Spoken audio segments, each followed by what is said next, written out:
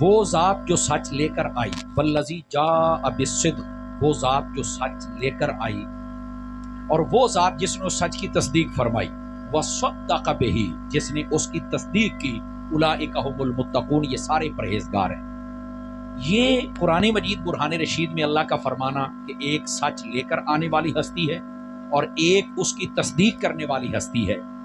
حضرت مولا مرتضیٰ شیر خدا مشکل کشا رضی اللہ تعالی عنہ، آپ سے جب پوچھا گیا، جب آپ ممبر پہ جلوہ گر تھے کہ آپ قرآن کے بہت ماہر عالم ہیں، بلکہ نبی پاک علیہ السلام نے فرمایا انا مدینۃ العلم وعلی بابھا، کہ میں علم کا شہر اور علی اس کا دروازہ ہے۔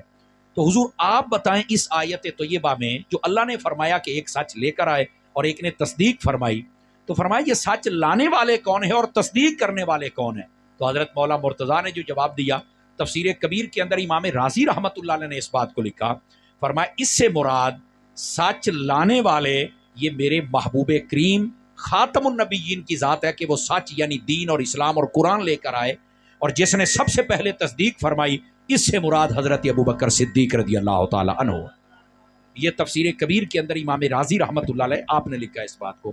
اور یاد رکھیں یہ حضرت مولا مرتضیٰ شیر خدا رضی اللہ عنہ، آپ نے خود ارشاد فرمایا کہ جو حضرت ابوبکر صدیق ہیں وہ کچھ ایسی باتیں ہیں جو ہم سب سے سبقت لے گئے۔ سبقت کا معنی ہوتا ہے آگے بڑھ گئے، یعنی کیا بات ہے، ان کا ثانی کوئی نہیں ایسا کمال، کیا کیا باتیں۔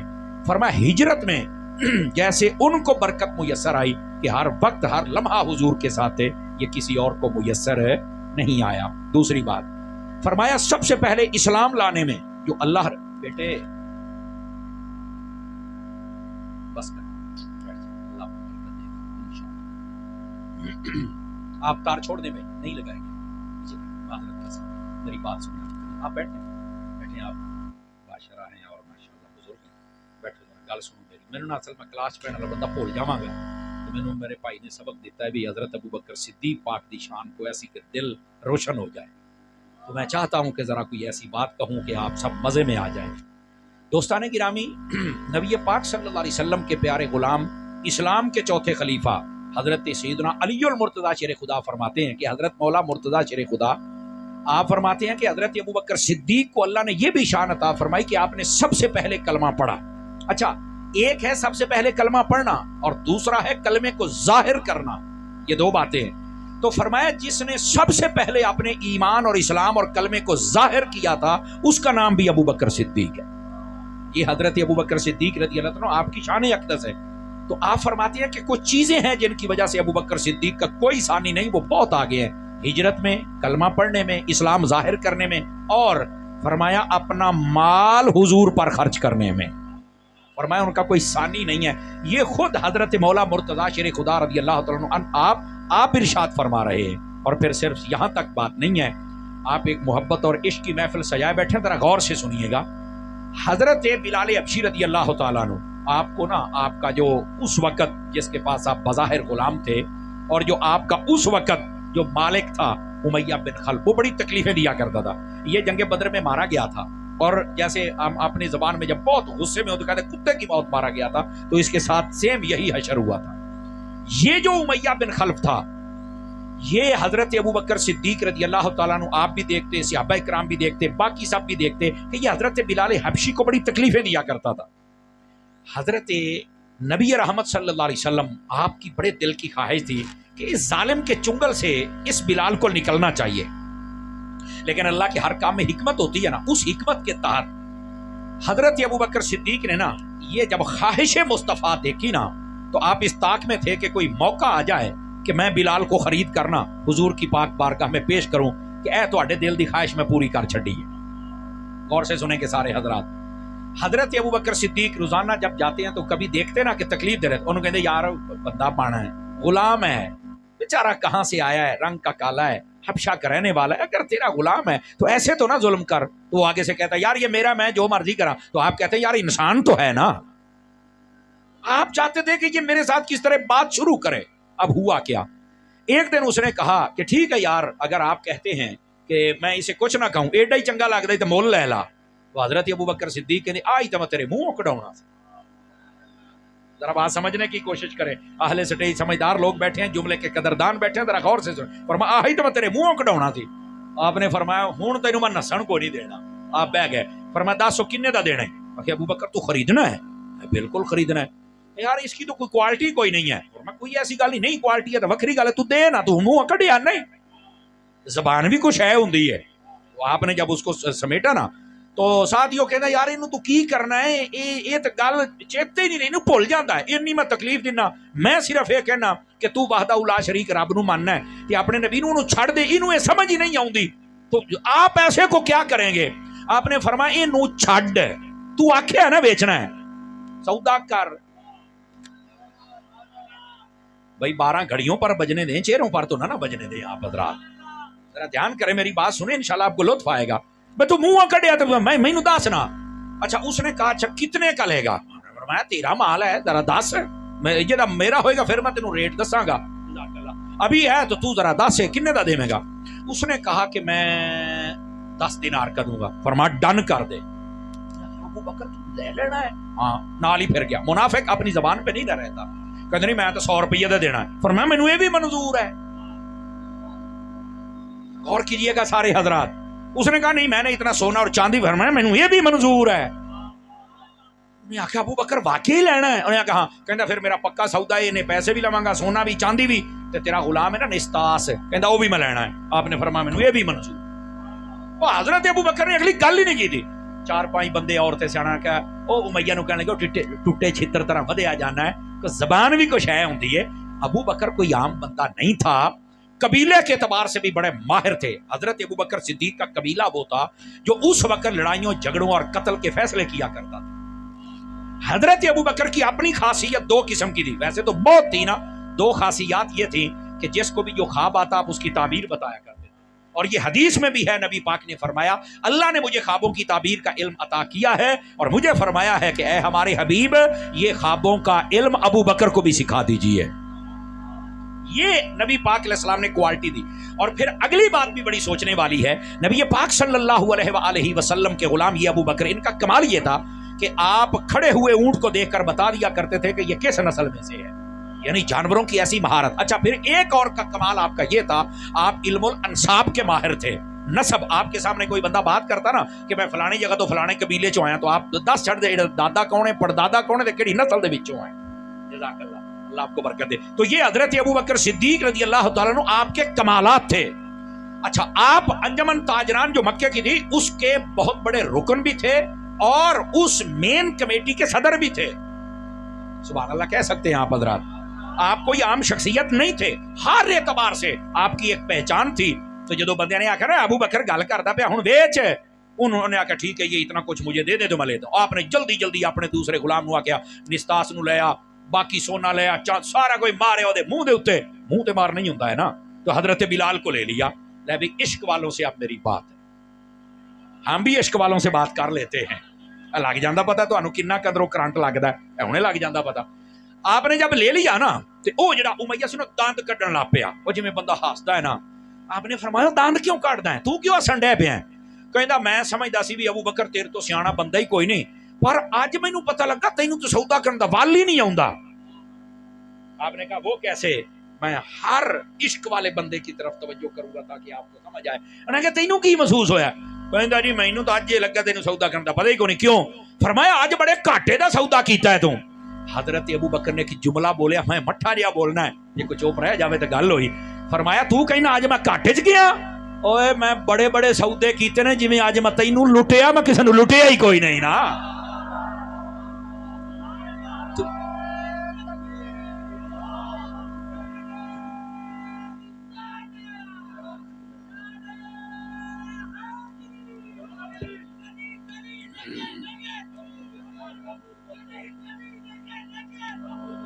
بات سمجھ آ رہی ہے آپ سبھی حضرات کو کہ کوئی نہیں آ رہی؟ جملے نے مزہ دیا نا آپ کو, ٹھنڈ کے ماحول میں بھی آپ کو کرنٹ لگا ہے.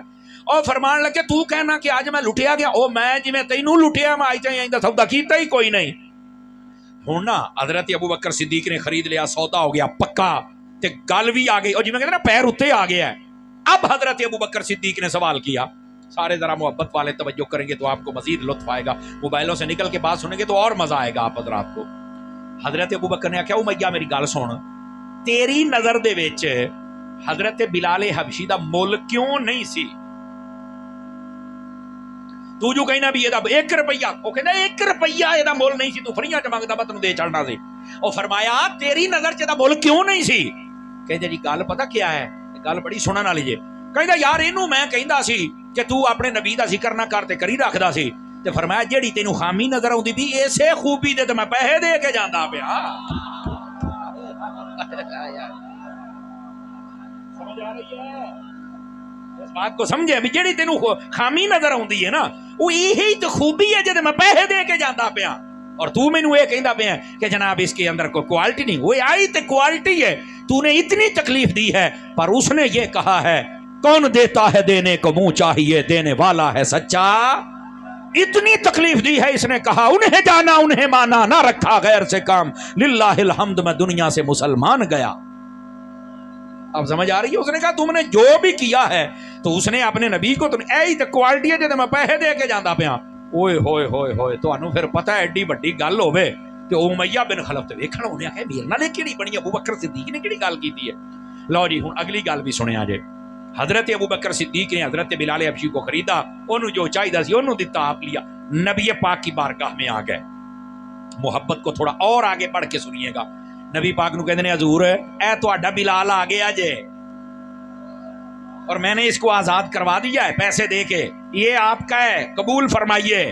نبی پاک نے حضرت بلال حبشی کو دیکھا، اپنے سینے سے لگایا، بڑی تسلیاں دی، آنکھوں سے آنسو رواں ہو گئے۔ پیار محبت کرنے کے بعد حضرت بلال کو بٹھا کے نا، مولانا روم نے مثنوی کے اندر لکھا ہے، ہائے ہائے ہائے مزہ آ جائے گا آپ کو، کہنے لگے ابو بکر جب تو خریدنے گیا تھا تو مجھے بھی بتا دیتا، کچھ پیسے میں محمد بھی ڈال دیتا، میں بھی شریک ہو جاتا ذرا بلال کو خریدنے کے لیے۔ آپ سمجھو فیصل آباد والوں، محدث اعظم کی نگری میں رہنے والوں، کہ یہ کتنے عظیم یعنی یہ بندہ ہے اور کتنا قیمتی بندہ ہے کہ جس کو خریدنے کے لیے حضور کہہ رہے ہیں مجھے بتاتے تو میں بھی پیسے دے دیتا۔ آپ دیکھیں حضرت بلال حبشی کا کمال۔ لیکن ہوا کیا، یہ بات عشق والے ہی سمجھ سکتے ہیں، اور یہ محفل ہی عشق والوں کی ہے۔ اور سنیے گا، حضرت ابو بکر صدیق نے جب سنا نا کہ یا رسول اللہ صلی اللہ علیہ وسلم، تشریف رکھیے بیٹھ جائیے اپنی جگہ پہ۔ نبی پاک علیہ السلام نے فرمایا کہ آپ مجھے پیسے لے لیتے اور مجھے بھی شریک بنا لیتے، تو حضرت ابو بکر صدیق رونے لگ پڑے، فرمانے لگے یا رسول اللہ کیا میرے پیسے آپ کے نہیں ہیں؟ حل انا و مالی الا لک یا رسول اللہ، حضور میں بھی آپ کا ہوں اور میرا مال و دولت بھی آپ کا ہے، آپ نے یہ کیوں فرمایا کہ مجھ سے پیسے لے لیتا مجھے شریک بنا لیتا؟ حضور میں کوئی اپنی چیز سمجھتا ہی نہیں، جو میری ہے وہ آپ کی ہے۔ لیکن یہاں پر بھی ایک آگے کا قدم ہے، اللہ کر کے وہ میں سمجھا پاؤں نا تو پھر مزہ آئے گا آپ حضرات کو۔ اور وہ پتہ کیا ہے، غور سے سنیے گا میری جان، وہ بات یہ ہے حضرت سیدنا ابو بکر صدیق نے جو اگلی بات، اس کو مولانا روم نے لکھا ہے، یہ میں نے کہیں اور نہیں پڑھی۔ آپ فرماتے حضرت ابو بکر صدیق کہنے لگے یا رسول اللہ میں آپ کو شریک کیسے بناتا کہ میں آپ کو شریک سمجھتا ہی نہیں، ہم آپ کو شریک مانتے ہی نہیں۔ کیوں؟ فرمایا شریک ہوتا ہے آدھے کا مالک اور آپ ہیں کل کے مالک۔ تو کہا کیا کہتے ہیں؟ فرمایا میں آپ کو شریک نہیں مانتا، میں آپ کو حبیب مانتا ہوں۔ شریک آدھے کا مالک ہوتا ہے، حبیب کل کا مالک ہوتا ہے۔ یہی بات اعلیٰ حضرت نے فرمائی، میں تو مالک ہی کہوں گا کہ ہو مالک کے حبیب، یعنی محبوب و محب میں نہیں میرا تیرا، کہ جہاں محبت آ جائے وہاں یہ نہیں ہوتا کہ یہ تیرا ہے یا میرا ہے، فرمایا جو ہوتا ہے وہ محبوب کا ہوتا ہے۔ فرمایا حضور ہم آپ کو شریک نہیں مانتے، شریک پارٹنر کو کہتے ہیں، اور اس کا حصہ ہوتا ہے کہ اتنے کا حصے دار ہے، آپ حصے دار نہیں ہیں، آپ مالک ہیں۔ یہ ہے حضرت ابو بکر صدیق، یہ ہے عشق مصطفیٰ کہ حضرت بلال حبشی کو خرید کر پھر آپ نے حضور کی خدمت میں پیش کیا اور کہا حضور میں نے نہیں، یہ آپ نے خریدا ہے، یہ مال بھی آپ کا ہے، یہ بلال بھی آپ کا ہے اور میں بھی آپ کا ہوں۔ یہ ہوتی ہے عشق و محبت کی داستان۔ ابو بکر صدیق احمد نہیں سارے تو افضل ہویا، حضرت ابو بکر صدیق میں میری جان کوالٹیاں تھی نا، اور ان کوالٹیوں کو سمجھنا ہوگا۔ اور پھر اگلی بات بھی سنیے گا تاکہ میں اگلی بات بھی آپ کی خدمت میں عرض کروں۔ میرے عزیز اور میرے دوست، حضرت ابو بکر صدیق رضی اللہ عنہ، آپ کیا سمجھتے ہیں کہ صرف حضرت بلال حبشی کو خریدا ہے تو صرف اتنے میں کام ہو گیا؟ نہیں نہیں نہیں نہیں، اصل نا ہماری توجہ نہیں جاتی کہ اس کا مطلب کیا ہے۔ ادھر دیکھیں میں آپ کو نا ایک الگ اینگل سے مسئلہ سمجھاتا ہوں۔ نبی پاک صلی اللہ علیہ وسلم آپ نے فرمایا کہ جب کوئی مؤذن اذان دیتا ہے تو اس کے لیے سمندر کی مچھلیاں بھی دعا کرتی ہیں، چونٹیاں بھی دعا کرتی.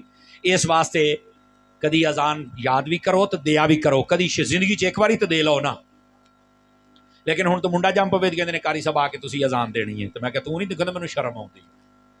وہ اللہ دے بدیا دو ہی گلاں، یا تو سانوں بھی شرم سمجھنا ہے، نہیں توجہ فرمائی، یا پھر یہ مطلب ہے کہ تو دین سیکھنا ہی نہیں چاہتا. تو مجھے لگتا ہے پہلے تو آپ نہیں سمجھتے ہوں گے، لیکن دین سے آپ کیوں ڈرتے ہیں یار؟ اذان سیکھو اللہ کے بندو، اذان کے بڑے فائدے ہوتے ہیں. علماء نے لکھا ہے بندہ کہیں بھول جائے راستہ اور بتانے والا کوئی نہ ہو، بندہ اس بھولے ہوئے جگہ پر اذان شروع کر دے، اللہ ایسی رہنمائی کرتا خود بخود بندہ سیدھے راستے پر چڑھ جاتا ہے. فرمایا یہ جو اذان ہے، اگر کسی کے گھر میں ان کو پتا ہے کہ ایتھے جناب علی کو جین پوت یا سایہ یا پہاڑ نظر آتا ہے، فرمایا اپنے گھر میں اذان پڑھو، ایسی دیتے ایسی جین پوت سارے دوڑ جان گے. یہ علماء نے لکھا ہے، فتاوی شامی کے اندر یہ موجود ہے.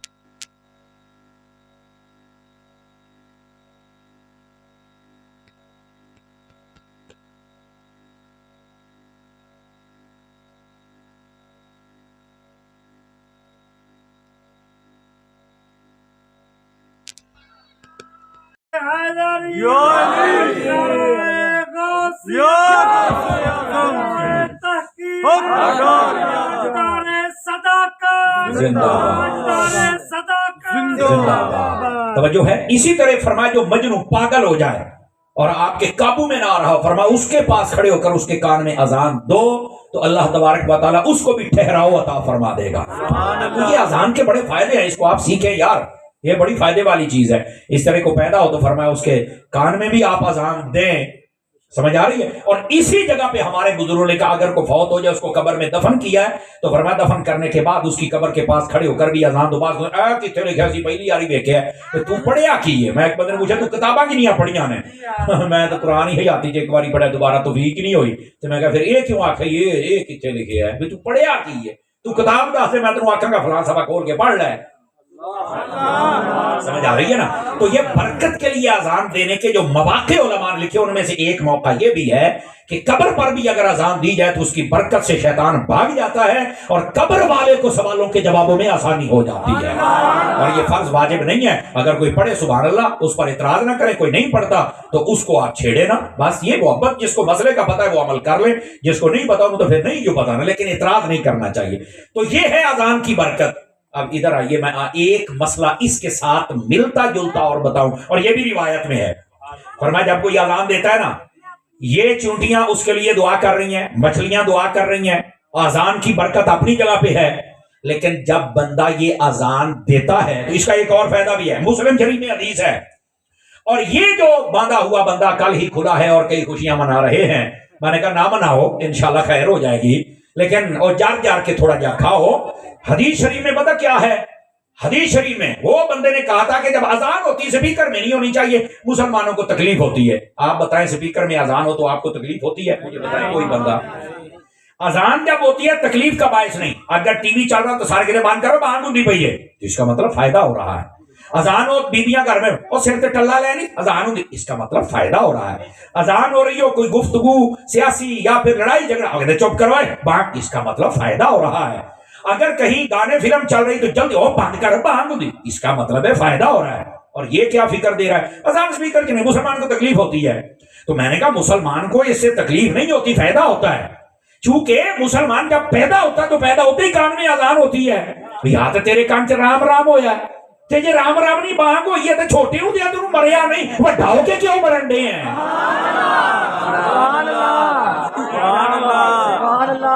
سمجھ آ رہی ہے آپ سبھی حضرات کو؟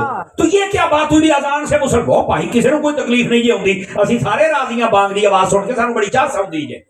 سمجھ آ رہی ہے؟ اور پھر اگلی بات یہ بھی سننے والی بات ہے اور بڑی مزے والی بات ہے. میرے عزیز میرے دوست، اصل مسئلہ کیا ہے؟ اب میں آپ سے پردہ ہٹا رہا ہوں تاکہ آپ کو سمجھ. مسلم شریف میں حدیث ہے اذان والے چیپٹر میں، فرمایا جب اذان دی جائے جہاں تک اذان کی آواز جاتی ہے شیطان وہاں تک بھاگ جاتا ہے. میں کہ اللہ آج وچ گل ہے، اذان دے نال تکلیف شیطان نوں ہوندی ہے تے وکیل اودا چیکدا بیٹھا ہے. سبحان اللہ. جی اصل مسئلہ کیوں نہ ہوندا بھی تسی بانگا پڑھ دیو تے شیطان نوں دوڑنا پیندا ہے، اس واسطے تکلیف. او بھائی کسے ہور نوں ہوندی ہے، مسلمان کو سن کر خوشی ہوتی ہے، ٹھہراؤ پیدا ہوتا ہے، اس کے دل میں اللہ رسول کی محبت پیدا ہوتی ہے.